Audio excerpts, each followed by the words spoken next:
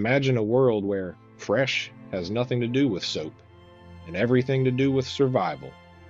Fresh is a sachet of dried herbs stitched into your clothes. Lavender, rosemary, sage. Not because it smells nice, but because it's fighting a losing war against the heavy human truth of skin that hasn't seen a real wash in weeks, sometimes longer. This is medieval England, where cleanliness isn't a simple habit, it's a negotiation with fear.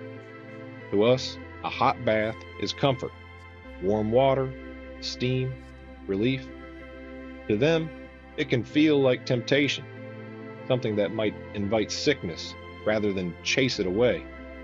The Black Death lingers in living memory like a scar that never stops aching. Physicians and scholars warn that bathing opens the body, and in medieval medicine, the body is not protected by immunity or microbes. It's protected by barriers. Pores aren't normal, they're weak points. And disease, in their understanding, doesn't come from invisible germs on hands or surfaces. It comes from miasma, bad air, corrupted wind, a poisoned fog that creeps into you when your defenses are lowered. In that world, dirt isn't just filth.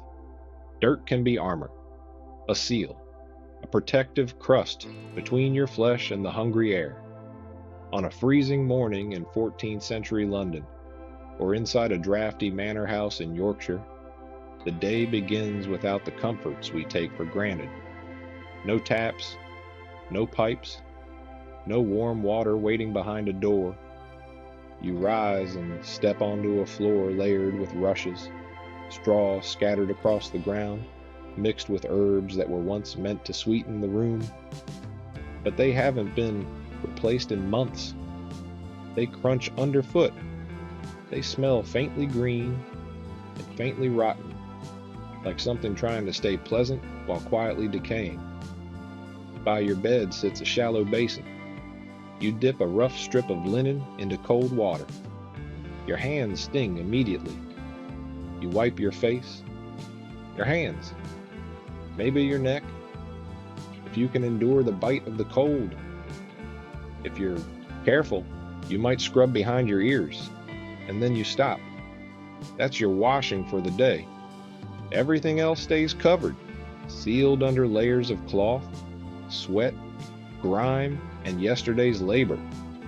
Not because you enjoy it, but because many people genuinely believe it's safer. Hot water is suspicious. Warmth opens pores. Open pores invite pestilence. Clean skin becomes vulnerable skin. So survival means staying closed. And yet, hygiene still exists here, just in a form that looks alien to us. Among the wealthy, cleanliness follows a different logic. They don't always trust water either. They trust linen. Fine white linen is more than clothing. It's medicine, status, and ritual. There is a belief that clean linen acts like a living sponge, that as you sweat, the cloth draws impurities out of you, pulling toxins and corruption through the pores, trapping them in fabric instead of leaving them inside the body. So, a nobleman may change his linen undershirt multiple times a day, crisp, cool, reassuring against the skin. The act of changing becomes, in his mind, the equivalent of bathing. His skin may still go weeks without soap and water, but he considers himself clean because the layer touching him is clean. That belief becomes so powerful, it shapes fashion itself. Bright white cuffs, a clean collar edge, a glimpse of linen beneath rich outer garments is more than decoration. It's a public announcement. I am refined. I have resources. I can afford cleanliness without touching water. For the poor, that ritual is out of reach. Linen is expensive. Changes are rare. Dirt gathers faster than it can be managed. Sweat soaks into wool and rough cloth. Bodies carry the smell of work because work never stops long enough to be replaced by comfort. And nowhere does that difference feel more brutal than inside the mouth. Dental care in medieval England isn't gentle, it isn't preventative, it's a desperate attempt to slow collapse. There's no toothbrush in the modern sense, no clean mint paste. Instead, you might take a strip of coarse cloth and dip it into abrasive mixtures, salt, charcoal, crushed herbs, scrubbing hard, scraping away what you can. It's harsh, unpleasant. Your gums bleed, enamel wears down. But the alternative is worse, because once a tooth begins to ache, the explanations turn dark. Many people believe in the toothworm, something gnawing inside the root. And when the pain becomes unbearable, the solution isn't subtle.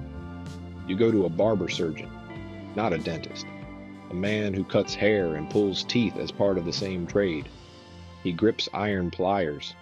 There is no anesthesia, no numbing injection, no calm reassurance, just a violent pull, a crack you feel in your skull, blood, a shock of pain that makes your body forget how to breathe.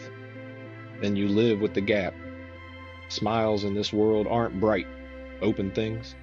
They're cautious, often broken, always guarded. So people do what they can.